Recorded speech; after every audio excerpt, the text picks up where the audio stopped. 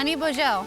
Hi, this is Charlie, and today we're here to talk to you about the importance of knowing your vessel and the differences in the types of kayaks and why you might choose one kayak over another. The first question you want to ask yourself is what type of paddling you'll be doing and where. There are different types of kayaks that you'd use for different bodies of water and different types of trips. Here we have a recreational kayak. These kayaks are common and easy to use. They are often wider and have a large open cockpit where you sit.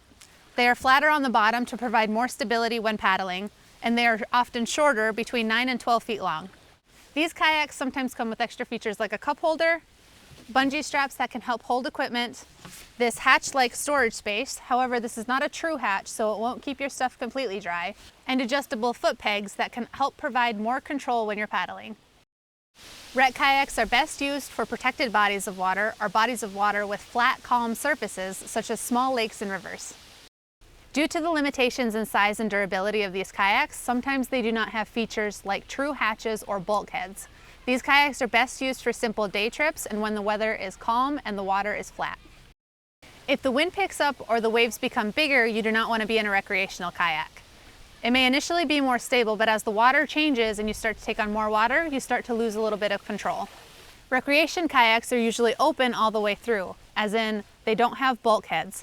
So this means if you start to take on water, your vessel can become really heavy and hard to paddle. This means that you would have to paddle to shore to empty your kayak.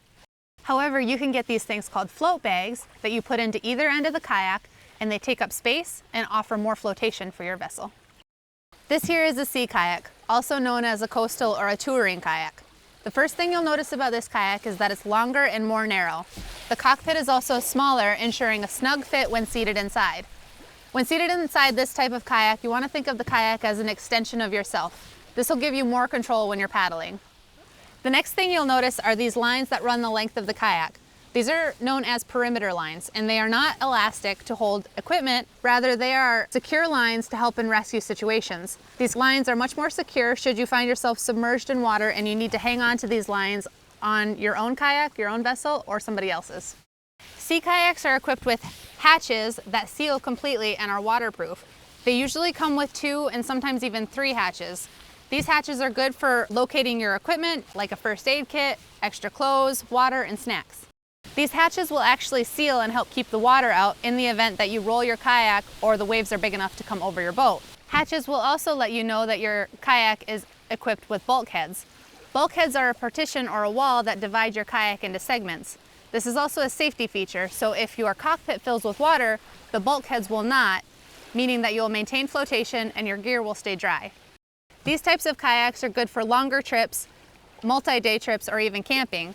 These are the types of kayaks that you'd want to take out onto larger bodies of water, such as the Great Lakes or even the ocean. If you have any questions on what type of kayak is right for you, or any basic kayak instruction questions, please feel free to call us at Sault Tribe Community Health Education.